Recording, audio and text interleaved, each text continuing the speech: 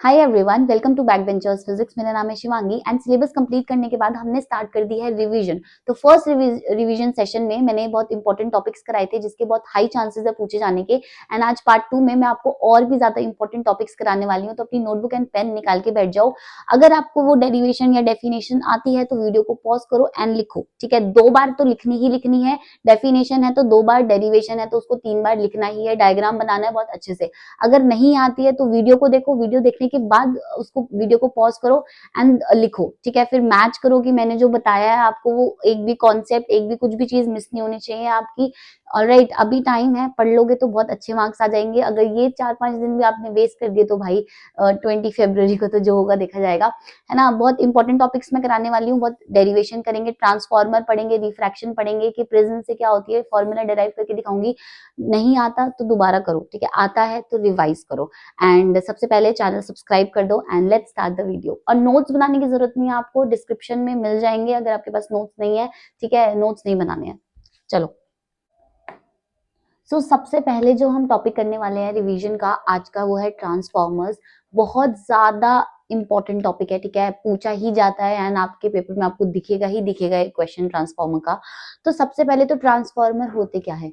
Transformer ना वो electrical device होते हैं जो क्या करते हैं, जो एक ऑल्टरनेटिंग करंट है, ठीक है। ऑल्टरनेटिंग करंट 2 वोल्टेजेस पे हो सकती है, या तो बहुत कम वोल्टेज पे हो सकती है या बहुत ज्यादा वोल्टेज पे हो सकता है, ठीक है। तो ट्रांसफॉर्मर वो इलेक्ट्रिकल डिवाइस होते हैं जो कि ऑल्टरनेटिंग करंट अगर लो वोल्टेज पे तो उसको हाई वोल्टेज पे ट्रांसफर करते हैं, या फिर अगर हाई वोल्टेज से लो वोल्टेज में उसको कन्वर्ट करते हैं, ठीक है। दोनों में से किसी भी वोल्टेजेस पे कन्वर्ट कर सकते हैं। तो ट्रांसफॉर्मर्स बेसिकली क्या है, transformers is an electrical device, ये एक इलेक्ट्रिकल डिवाइस होता है। Very good. Electrical device which is used to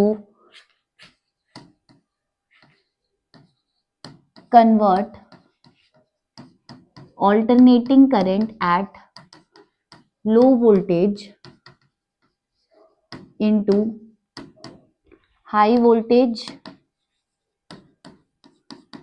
and vice versa, and vice versa। मतलब अगर लो वोल्टेज पे है तो वो हाई वोल्टेज पे कन्वर्ट करने के भी काम आता है, अगर हाई पे है तो लो वोल्टेज पे भी कन्वर्ट कर सकता है ट्रांसफॉर्मर, ठीक है। उसके बाद पूछता है कि प्रिंसिपल क्या होता है ट्रांसफॉर्मर का। ट्रांसफॉर्मर का प्रिंसिपल होता है mutual induction. Transformer works on the principle of mutual induction. So यहाँ पे क्या करना है, transformer work on the principle of mutual induction. Mutual induction में क्या होता है, देखो इसमें 2 कॉइल्स होती है ट्रांसफॉर्मर में, एक होती है प्राइमरी कॉइल, दूसरी होती है सेकेंडरी कॉइल। तो म्यूचुअल इंडक्शन का क्या फिनोमिना होता है कि अगर एक कॉइल में हम करंट, चेंजिंग करंट पास कर रहे हैं, ठीक है, तो दूसरी कॉइल में ऑटोमेटिकली क्या प्रोड्यूस हो रही है, एक ईएमएफ प्रोड्यूस हो जाती है, ठीक है। तो ये होता है म्यूचुअल इंडक्शन का फंडा।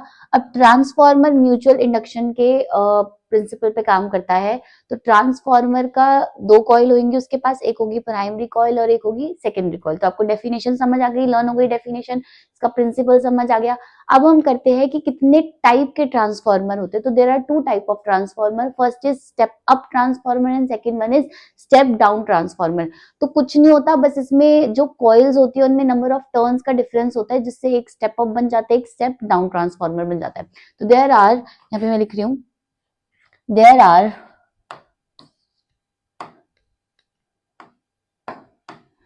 2 types of transformers, 2 types of transformers, 2 type के ट्रांसफॉर्मर हैं। कौन कौन से अभी बताए मैंने आपको, याद करो। First is step up transformer and second one is step down transformer, ठीक है। 2 टाइप की कॉइल्स है, primary coil and secondary coil. अगर मैं ये बोलूं कि ये वाली जो कॉइल है ये प्राइमरी कॉइल है एंड दूसरी क्या है, सेकेंडरी कॉइल, ठीक है। प्राइमरी कॉइल के जो नंबर ऑफ टर्न्स है उनको N1 से डिनोट करते हैं एंड जो सेकेंडरी कॉइल के नंबर ऑफ टर्न्स होते हैं उनको N2 से डिनोट करते हैं। तो यहाँ पे इससे पहले आपको एक रिलेशन पता होना चाहिए कि N1 या N2/N1 is equal to E2/E1। ये बहुत इंपॉर्टेंट रिलेशन है जो कि हम ट्रांसफार्मर में पढ़ते हैं। तो बेटा E1 क्या है? E1 है इनपुट, क्योंकि प्राइमरी को हम इनपुट वोल्टेज देते हैं, ठीक है। तो उससे क्या होता है? करंट चेंज होता है एंड सेकेंडरी वाले कॉइल में म्यूचुअल इंडक्शन की वजह से ईएमएफ विच इज E2 वो प्रोड्यूस होती है। तो ये रिलेशन होता है N2/N1 is equal to E2/E1, ठीक है। अब स्टेप अप ट्रांसफार्मर और स्टेप डाउन ट्रांसफार्मर में क्या होता है देखो। सो स्टेप अप ट्रांसफार्मर जो होता है ना, उसमें क्या होता है? उसमें जो number of turns in secondary coil होते हैं वो ग्रेटर होते हैं number of turns in primary coil से। एंड स्टेप डाउन ट्रांसफार्मर में क्या होता है? Number of turns in primary coil is greater than number of turns in secondary coil, ठीक है। तो अगर उस रिलेशन को यहाँ पे हम जस्टिफाई करें तो यहाँ पे क्या होगा? N2 तो है N1 से ग्रेटर, बट एक और चीज ग्रेटर आएगी ना कि E2 will be greater than E1 step up transformer में, एंड स्टेप डाउन ट्रांसफार्मर में E1 will be greater than E2। तो आपसे ट्रांसफार्मर में ये सब चीजें पूछता है। उसका सबसे पहले क्या पूछेगा? डेफिनेशन, वर्किंग प्रिंसिपल, इसको एक्सप्लेन कर देना। वर्किंग प्रिंसिपल को, म्यूचुअल इंडक्शन को, दो टाइप के ट्रांसफार्मर है, step up step down, number of turns किसमें क्या होते हैं ये पूछेगा आपसे, ठीक है। फिर ये वाला रिलेशन बहुत इंपॉर्टेंट है, ये पूछता है। एंड उसके बाद पूछता है कुछ लॉसेस, ठीक है। लॉस इन ट्रांसफार्मर, तो there are 3-4 type of losses in transformer जो कि बहुत पिछले साल भी आए थे एंड बहुत हाई चांसेस है कि इस साल भी आएंगे। तो ये लॉसेस क्या होते हैं देखो। तो ये लॉसेस होते हैं एनर्जी लॉसेस इन ट्रांसफार्मर। तो मेजर 4 टाइप के लॉस होते हैं। सबसे पहले होता है कॉपर लॉस, आयरन लॉस, उसके बाद होता है hysteresis loss and flux leakage. तो ये बहुत इंपॉर्टेंट है, पूछता है पेपर में, आपको अच्छे से याद होने चाहिए कि कौन से लॉसेस होते हैं। सबसे पहले कॉपर लॉस क्या होता है? किसकी वजह से होता है? जो वायर्स होती है ट्रांसफार्मर की, ठीक है, उनमें रेजिस्टेंस होता है जिसकी वजह से क्या प्रोड्यूस होती है? हीट प्रोड्यूस होती है। तो इसी को ही हम कॉपर लॉस कहते हैं। So copper loss due to resistance of coil wires, ठीक है। Heat dissipation, heat energy produce होती है एंड उसको मिनिमाइज कैसे कर सकते हैं? हम थिक कॉपर वायर्स को यूज करके उसको मिनिमाइज कर सकते हैं।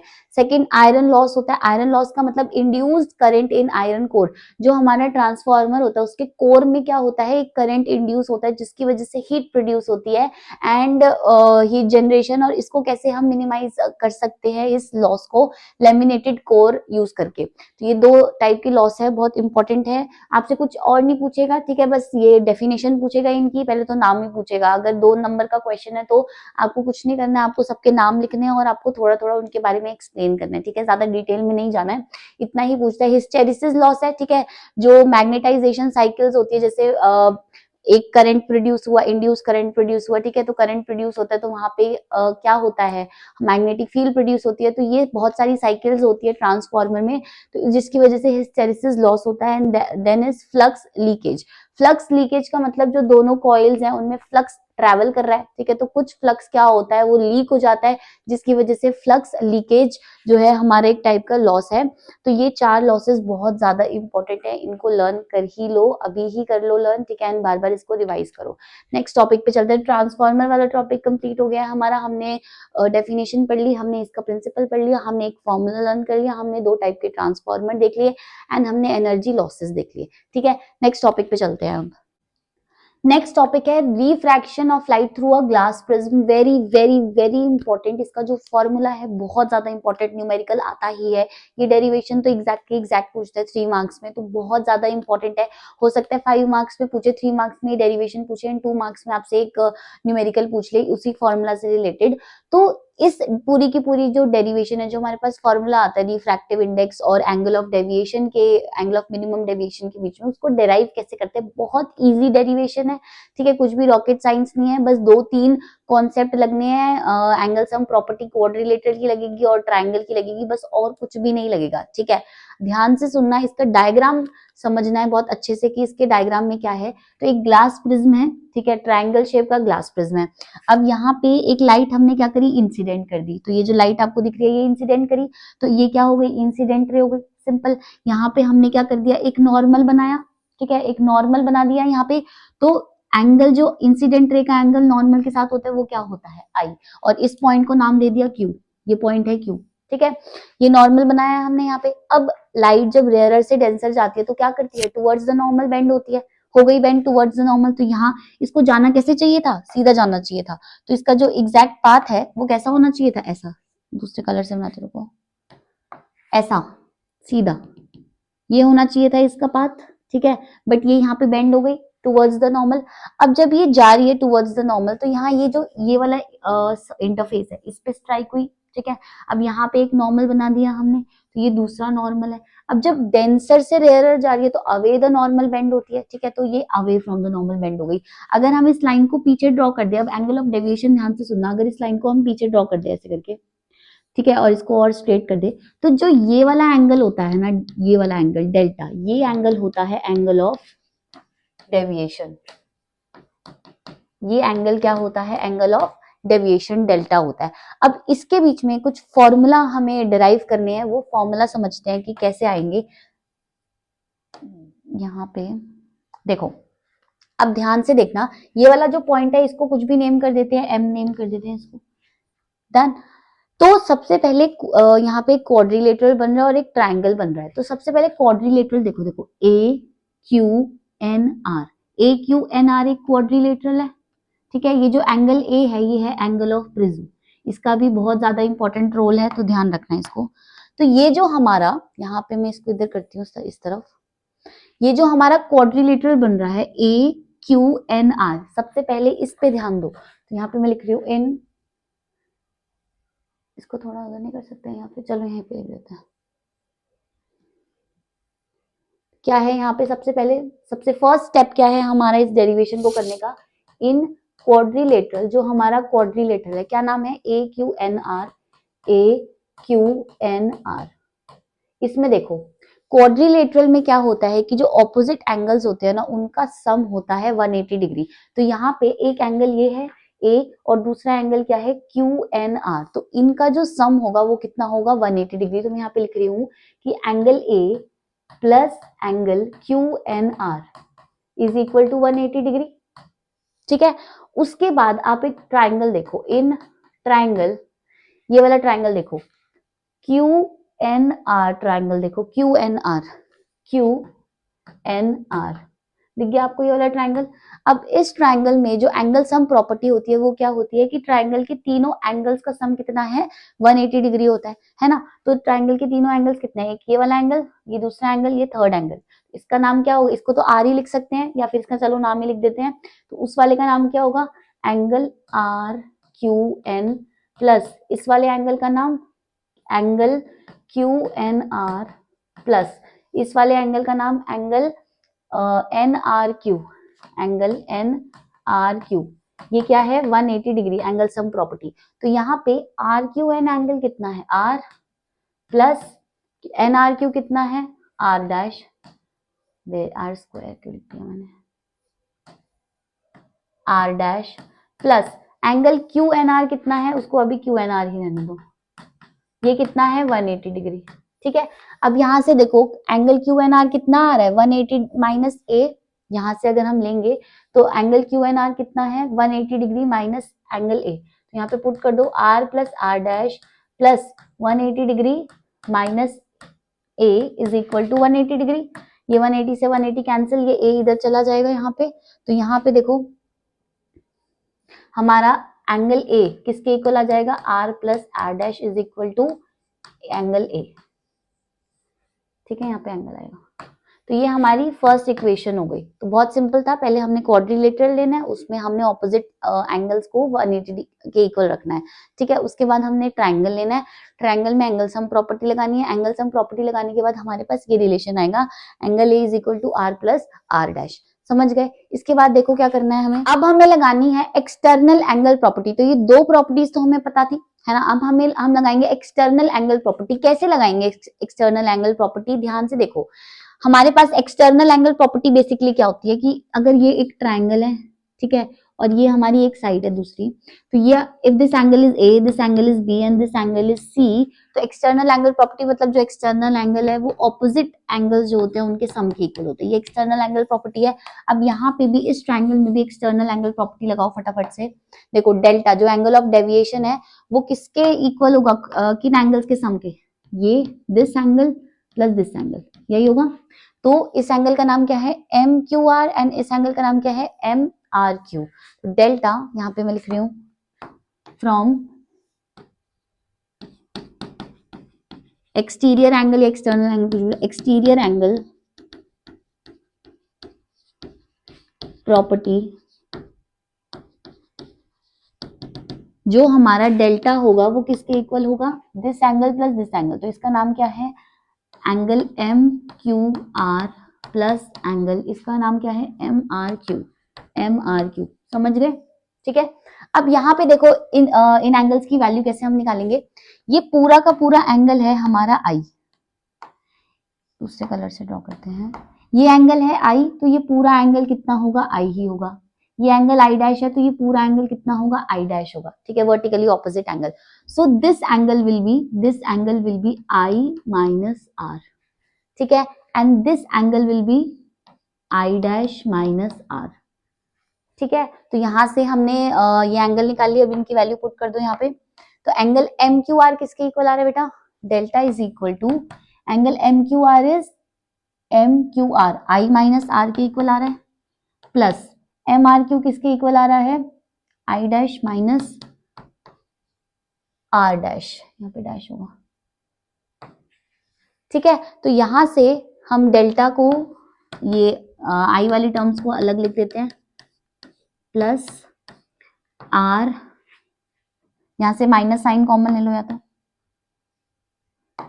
Minus R plus R dash, ठीक है। तो यहां से आर प्लस आर डैश किसके इक्वल आया है, एंगल ए के इक्वल आ गया। So delta will be I plus I dash minus angle A, ठीक है। यहां से इसको इधर ले जाएंगे तो delta plus angle A is equal to I plus I dash. तो ये हमारी सेकेंड इक्वेशन आ गई, ठीक है। तो ये दोनों इक्वेशंस बहुत बहुत इंपॉर्टेंट है। अब आगे देखते हैं कि एंगल ऑफ मिनिमम डेविएशन का क्या सीन है। सो अभी हमने रिलेशन एस्टैब्लिश करे कुछ। अब हम देखते हैं कि रिफ्रैक्टिव इंडेक्स और एंगल ऑफ मिनिमम डेविएशन के बीच में क्या रिलेशन है, जो हमारा कॉन्सेप्ट है। सबसे पहले तो मिनिमम डेविएशन क्या होगा, नाम से ही पता चल रहा है कि एंगल ऑफ डेविएशन जो मिनिमम है, ठीक है, उसी को ही हम क्या बोलेंगे, एंगल ऑफ मिनिमम डेविएशन। तो उसको डेल्टा एम से, यहाँ पे एम आ जाता है तो उससे डिनोट करते हैं।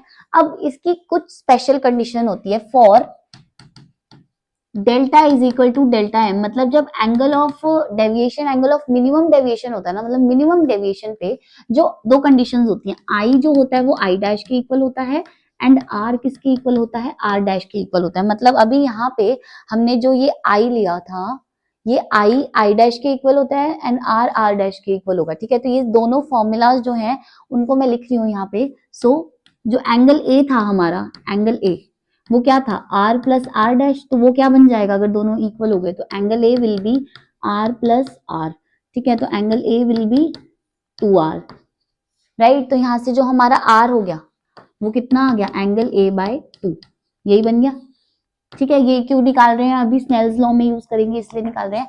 अब सेकेंड वाला देखो, सेकेंड वाला जो हमने फॉर्मूला डेराइव किया यहाँ से, delta is equal to I plus I dash minus angle a. तो delta is equal to I plus I dash minus a, angle a. तो जब angle of deviation minimum deviation के इक्वल है, मतलब जब डेल्टा डेल्टा एम के equal है, तो आई और आई डैश इक्वल है, तो ये 2i हो गया, ठीक है, माइनस एंगल ए। तो इसको इधर लेके जाओ, so delta M plus angle A is equal to 2i। यहाँ से i कितना हो जाएगा बेटा, delta M plus angle A upon 2, ठीक है। ये दोनों फॉर्मूलाज जो आए हैं इसको अभी हम यूज करते हैं किसमें, स्नेल्स लॉ में। So using Snell's law, Snell's law क्या होता है, स्नेल्स लॉ क्या होता है, sine I upon sine R is equal to mu, मतलब रिफ्रैक्टिव इंडेक्स। तो अभी हम रिलेशन निकाल रहे हैं, तो वो आ गया बस रिलेशन, एक स्टेप और रह गया बस। साइन आई, आई की वैल्यू क्या निकाली हमने, delta M plus angle A upon 2, ठीक है, अपॉन साइन आर की वैल्यू क्या निकाली है हमने, एंगल ए अपॉन 2, ठीक है। तो ये हमारा किसके इक्वल आ गया, म्यू, मतलब रिफ्रैक्टिव इंडेक्स। बहुत बहुत ज्यादा इंपॉर्टेंट फॉर्मूला है, बहुत पूछा जाता है। अगर अब फॉर्मूला होगा या तो डेरिवेशन पूछेगा या फिर न्यूमेरिकल पूछेगा आपसे, इस पे आएगा ही आएगा, तो बहुत अच्छे से करो। अगर डेरिवेशन आपको आती है तो बहुत अच्छी बात है, नहीं आती तो दोबारा देखो 2x पे एंड उसको 3 से 4 बार लिख कर देखो, आपको आराम से आ जाएगी। नेक्स्ट टॉपिक पे चलते हैं। सो नेक्स्ट रिलेशन हम करने वाले हैं ड्रिफ्ट वेलोसिटी और रिलैक्सेशन टाइम। तो उससे पहले आपको समझना पड़ेगा कि ड्रिफ्ट वेलोसिटी क्या होती है। बहुत ज्यादा इंपॉर्टेंट टॉपिक है, बहुत पूछा जाता है, ठीक है। जो भी मैं सारे टॉपिक्स करा रही हूँ सारे के सारे ही इंपॉर्टेंट है, तो ऐसा कुछ भी नहीं है कि इसमें से नहीं आएगा, सब आएगा। देखना आपके पेपर में आपको यही क्वेश्चन मिलेंगे। सो ड्रिफ्ट वेलोसिटी बेसिकली क्या होती है बेटा, ध्यान से सुनना कि जब हमारे पास जैसे एक कंडक्टिंग वायर है, ठीक है। तो इस कंडक्टिंग वायर में अभी क्या है, ये कंडक्टर है तो इसमें बहुत सारे क्या है, फ्री इलेक्ट्रॉन्स हैं। फ्री इलेक्ट्रॉन्स हैं जो कि क्या कर रहे होते हैं, जब हम इनको कोई भी एक पोटेंशियल या एक फोर्स नहीं देते हैं जब इन इलेक्ट्रॉन्स को, तो ये इलेक्ट्रॉन्स रैंडम स्कैटर होते हैं, ठीक है, हर डायरेक्शन में ऐसे रैंडमली करके स्कैटर होंगे। तो जब ये रैंडमली स्कैटर है मतलब हर जगह मूव कर रहे हैं रैंडमली, तो एक क्या होता है कि इनकी जो एवरेज वेलोसिटी होती है वो कितनी हो जाती है, 0। तो मान लो कि अभी ये कंडक्टिंग वायर है एंड इस कंडक्टिंग वायर में ये जो 4-5 इलेक्ट्रॉन्स मैंने बनाए हैं, इसके इनिशियल वेलोसिटी है u1। इनिशियल वेलोसिटी को हम u से डिनोट करते हैं ना, जिसकी initial velocity u1 u2 u3 and so on, सबकी इनिशियल वेलोसिटीज है। तो मैं लिख रही हूँ लेट, क्योंकि ये डेरिवेशन है, ये पूछता है, इसलिए मैं लिख रही हूँ let u1 u2 u3 and so on, और वेक्टर लगा देना इस पे, ठीक है। Be the initial velocity of electrons, ठीक है। तो क्योंकि ये रैंडमली सारी डायरेक्शन में मूव कर रहे हैं, इसीलिए जो हमारी एवरेज इनिशियल वेलोसिटी होगी वो कितनी होगी, u एवरेज जो होगा वो क्या होगा, u1 एवरेज कैसे निकालते हैं, सबको प्लस करके जितने भी नंबर ऑफ इलेक्ट्रॉन्स हैं उससे क्या करेंगे, हम डिवाइड कर देंगे। तो मान लो n नंबर ऑफ इलेक्ट्रॉन्स है तो n से डिवाइड कर दो। सो u एवरेज कितना होता है, 0। क्यों होता है, क्योंकि ये सारे इलेक्ट्रॉन्स अभी रैंडमली किसी भी डायरेक्शन में स्कैटर्ड है, रैंडमली मूव कर रहे हैं, ठीक है, एक फिक्स डायरेक्शन नहीं है। तो अभी यहाँ पे कोई भी एक्सटर्नल इलेक्ट्रिक फील्ड नहीं है, इसीलिए इनकी एवरेज वेलोसिटी कितनी हो गई, 0। बट अब हम क्या करते हैं, अब हम इस कंडक्टिंग वायर को एक एक्सटर्नल इलेक्ट्रिक फील्ड प्रोवाइड करते हैं, ठीक है। सो उसकी प्रेजेंस में इन पे एक फोर्स लगेगा जिसकी वजह से क्या होगा, करंट प्रोड्यूस होगा। सो इन द प्रेजेंस ऑफ, यहाँ पे क्या लिखना है, in the presence of an external electric field E vector, external electric field E vector की प्रेजेंस में इन पे क्या लगेगा, फोर्स लगेगा। So the electrons will experience some force, ठीक है, which is F। अब यहाँ पे जो ये फोर्स होगा, हमें पता है कि फोर्स का फॉर्मूला क्या होता है, F इज इक्वल टू ई, ये फोर्स होगा, ठीक है। और इलेक्ट्रॉन का साइन चार्ज कितना होता है, माइनस, तो यहाँ पे क्या आएगा, एक negative sign. So F is equal to force कितना होगा, माइनस ई वेक्टर, ठीक है। अब फोर्स का फॉर्मूला क्या होता है, मास इनटू एक्सेलरेशन, तो यहाँ पे F is equal to m a put कर दो, तो m a is equal to minus e, ठीक है। तो यहां से एक्सेलरेशन कितनी आ जाएगी हमारी, a vector will be minus e by m. याद रखना इस फॉर्मूले को, ठीक है। मैं इक्वेशन नंबर 1 कह रही हूँ, इसको याद रखना क्योंकि अभी हम आगे यूज करेंगे। तो जब इन पे फोर्स लगेगा इन सारे इलेक्ट्रॉन्स पे, तो ये सारे इलेक्ट्रॉन्स एक ही डायरेक्शन में मूव करने लग जाएंगे, ठीक है। जिसकी वजह से अब उनके पास एक्सेलरेशन आ गई, तो क्या होगा, कुछ टाइम के बाद उनके पास एक वेलोसिटी आएगी, ठीक है। अब उसके पहले आपको पता होना चाहिए कि रिलैक्सेशन टाइम क्या होता है। रिलैक्सेशन टाइम बेसिकली क्या है, रिलैक्सेशन टाइम, देखो, जब ये हमारे पास एक कंडक्टिंग वायर है, वेरी गुड, कितनी जल्दी हो रखी है, रुक जाओ, हमारे पास ये एक कंडक्टिंग वायर है। अब यहाँ पे एक इलेक्ट्रॉन यहाँ प्रेजेंट है, यहाँ दूसरा इलेक्ट्रॉन है, यहाँ तीसरा इलेक्ट्रॉन है, मान लो 3 ही इलेक्ट्रॉन्स है। तो रिलैक्सेशन टाइम का मतलब क्या है कि ये इलेक्ट्रॉन जब इस इलेक्ट्रॉन से क्या करेगा, कोलिजन करेगा, ठीक है, उसके बाद इस इलेक्ट्रॉन से टकराने के बाद वो इस इलेक्ट्रॉन से कोलिजन करेगा, ठीक है। तो एक कोलिजन से दूसरे कोलिजन मतलब सक्सेसिव कोलिजन के बीच में उसने कितना टाइम लिया, उसी को ही हम क्या कहते हैं, रिलैक्सेशन टाइम। भाई अगर एक कोलिजन किया, ठीक है, उसके बाद वो दूसरे कोलिजन पे क्या, तो दूसरे कोलिजन को हम सक्सेसिव कोलिजन कहते हैं, ठीक है। तो सक्सेसिव कोलिजन्स के बीच में उसने कितना टाइम लिया, उसी को ही हम बोलते हैं relaxation time. And relaxation time को हम किससे डिनोट करते हैं, उसको हम टाउ से डिनोट करते हैं। रिलैक्सेशन टाइम को हम कैसे डिनोट करते हैं, टाउ से डिनोट करते हैं। It is the time interval between two successive collisions, ठीक है। तो यहाँ पे जब उनके पास एक वेलोसिटी आ जाएगी, फाइनल वेलोसिटी, तो v1 फर्स्ट इलेक्ट्रॉन की फाइनल वेलोसिटी हो गई, ठीक है। So let v1, v2, v3 and vn be the final velocities of electron after the relaxation time, मतलब रिलैक्सेशन टाइम के बाद उनकी ये वेलोसिटी आ गई। अब वेलोसिटी का फॉर्मूला क्या होता है, फर्स्ट इक्वेशन ऑफ मोशन लगाओ, v is equal to U plus A T. So as हमें पता है कि v is equal to U plus A T होता है, ठीक है। तो v1 क्या होगा, v1 will be u1 plus A. Acceleration तो सबकी सेम है क्योंकि चार्ज सेम है, इलेक्ट्रिक फील्ड सेम है और मास सेम है। एक्सेलरेशन का यही फॉर्मूला था ना। यहाँ पे देखो ई बाई एम, तो ई सेम है सबका, charge of electron, external electric field same है, मास सेम है, इसलिए ए सेम रहेगा। यहाँ पे टी की जगह क्या हो जाएगा, टाउ वन, मतलब फर्स्ट इलेक्ट्रॉन का रिलैक्सेशन टाइम। अब यहाँ पे सेकेंड इलेक्ट्रॉन का भी ऐसे ही होगा, u2 vector plus a tau 2, ठीक है। अगर हमें nth इलेक्ट्रॉन का निकालना है तो वो भी ऐसे ही होगा, u3 vector un vector plus a tau n, ठीक है। अब यहां से सबका एवरेज निकाल देते हैं, तो ये फाइनल वेलोसिटीज का जो एवरेज होता है यही हमारा ड्रिफ्ट वेलोसिटी होता है, ठीक है। So VD will be the average of all the final velocities. तो एवरेज कैसे लेते हैं, सबको प्लस करके और जितने नंबर हैं n उनसे डिवाइड कर दो, है ना। अब v1 v2 vn की वैल्यू यहाँ पे पुट कर देंगे, तो ये vd मतलब है ड्रिफ्ट वेलोसिटी, मैं लिख देती हूँ यहाँ पे, vd है ड्रिफ्ट वेलोसिटी, मतलब average velocity attend by the electrons after the relaxation time, ठीक है। अब यहाँ पे vd is equal to v1 क्या था, u1 प्लस a टाउ 1, ठीक है। v2 will be u2 plus a tau 2 and so on un plus a tau n, ठीक है, अपॉन n। सब पे वेक्टर लगा देना।